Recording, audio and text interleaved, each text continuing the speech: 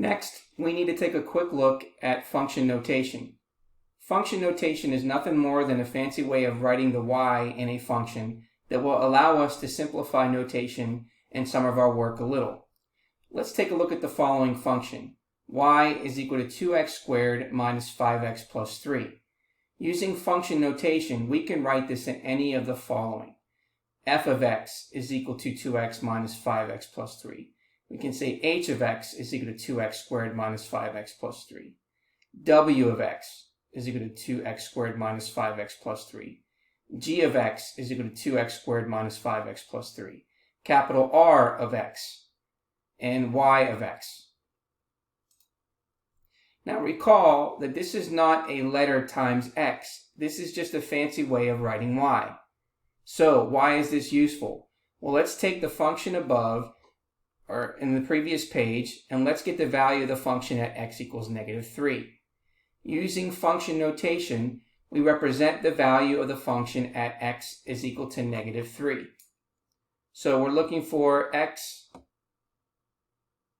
is equal to negative 3 as f is equal to negative 3. Now the function notation gives us a nice compact way of representing function values. Now how do we actually evaluate the function?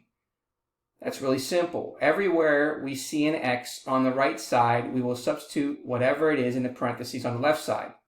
For our function, it gives us this. So f of negative 3 is equal to 2 times negative 3 squared minus 5 times negative 3. And then we're going to follow order of operations.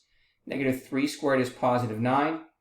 And then negative 5 times negative 3 is positive 15. So 2 times 9 is 18 plus 15 plus 3 gives us 36. Now let's take a look at some more function evaluation. So for example 2, we're given the following function, f of x, which is equal to negative x squared plus 6x minus 11, and we're going to find each of the following. So the first thing we're going to do is find a, which is f of 2.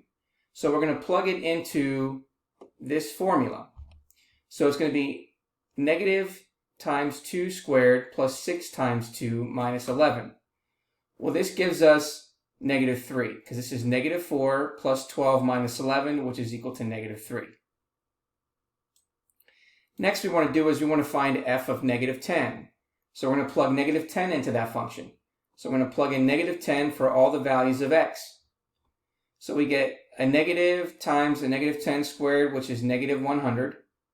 6 times negative 10 is minus 60, and negative 11 is minus 11. So adding those together gives us negative 171, but make sure to be careful when squaring negative numbers. In part C, t becomes the input, so we're going to replace all the x's to be t. So this is negative t squared plus 6t minus 11. Remember that we substitute for the x's whatever is in the parentheses on the left. Often this will be something other than a number. So in this case, we put t's in for all the x's on the left. Part D, we're plugging in t minus 3 in for the value of x. So here is negative t minus 3 squared plus 6 times t minus 3 minus 11. So recall that you're going to have to do the FOIL method of t minus 3 squared. So it's going to be negative times t minus 3 squared plus 6 times t minus 3 minus 11. So let's go ahead and do that example here. So we have negative t minus 3 times t minus 3 plus 6 times t minus 3 minus 11. So remember, this is the FOIL method, so this is going to give you t squared minus 3t minus 3t plus 9 plus 6 times t minus 3 minus 11. And then we can distribute the minus sign. So we have negative t squared plus 3t plus 3t minus 9 plus 6t minus 18 minus 11.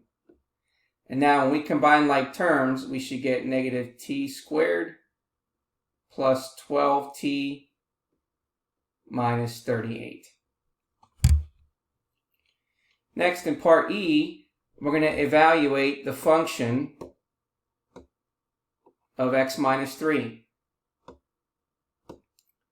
So again, doing the same thing here, we have negative x minus 3 times x minus 3 plus 6 times x minus 3 minus 11. And again, using the FOIL method, we get negative, this is x squared minus 3x minus 3x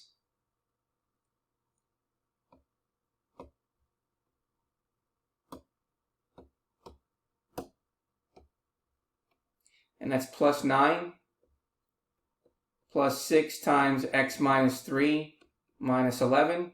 If we distribute the sign, we get negative x squared plus 3x minus 9. Distribute the 6, we get 6x minus 18 minus 11. So we would get negative x squared plus 12x minus 38. Now in that previous example, the only difference between this one and the previous one that we worked out was we changed the t to an x. Other than that, there is absolutely no difference between the two. So don't get excited if an x appears inside the parentheses on the left. Part F, we can see that the input is 4x minus 1. So again, let me go ahead and do the work up here.